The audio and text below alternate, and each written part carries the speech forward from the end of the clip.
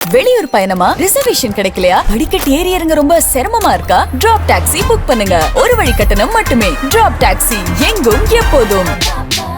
இதுவரை அரசின் கட்டுப்பாட்டில் மட்டுமே இருந்த அணுசக்தி உற்பத்தியில் இனி தனியார் நிறுவனங்களும் ஈடுபட வழிவகை செய்யும் சாந்தி மசோதாவை மத்திய அரசு மக்களவையில் நிறைவேற்றியுள்ளது.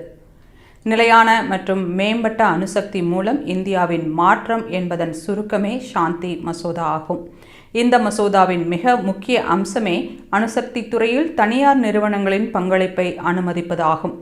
இதுவரை இத்துறை மத்திய அரசின் முழு கட்டுப்பாட்டில் மட்டுமே இருந்தது. 2047ஆம் ஆண்டிற்குள் இந்தியாவின் அணு மின் உற்பத்தி திறனை 100 ஜிகாவாட்டாக உயர்த்துவதே இந்த மசோதாவின் முதன்மை இலக்கு ஆகும். புதிய சட்டத்தின்படி தனியார் நிறுவனங்கள் அணுமின் நிலையங்களை அமைப்பதற்கும் அவற்றை இயக்குவதற்கும் அனுமதி கோர முடியும். மேலும் அணு எரிபொருளை பாதுகாப்பான முறையில் ஓரிடத்திலிருந்து மற்றொரு இடத்திற்கு கொண்டு செல்லும் பணிகளிலும் தனியார் ஈடுபடலாம். தனியாருக்கு அனுமதி அளிக்கப்பட்டாலும் தேச பாதுகாப்பு கருதி மிக முக்கியமான பணிகள் அரசின் கட்டுப்பாட்டிலேயே இருக்கும் என்று மத்திய இணையமைச்சர் ஜிதேந்திர சிங் தெளிவுபடுத்தியுள்ளார். யுரேனியம் செறிவூட்டல், கனநீர் உற்பத்தி, பயன்படுத்தப்பட்ட எரிபொருள் கையாளுதல் ஆகியவை தொடர்ந்து மத்திய அரசின் வசமே இருக்கும். இந்த மசோதா தாக்கல் செய்யப்பட்ட போது எதிர்க்கட்சி உறுப்பினர்கள் அவையில் கடும் அமளியில் ஈடுபட்டனர்.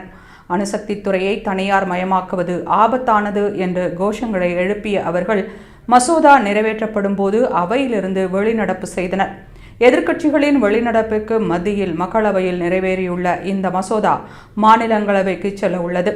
இது சட்டமானால் இந்தியாவின் எரிசக்தி துறையில் ஒரு புதிய அத்தியாயம் தொடங்கும் என்று எதிர்பார்க்கப்படுகிறது.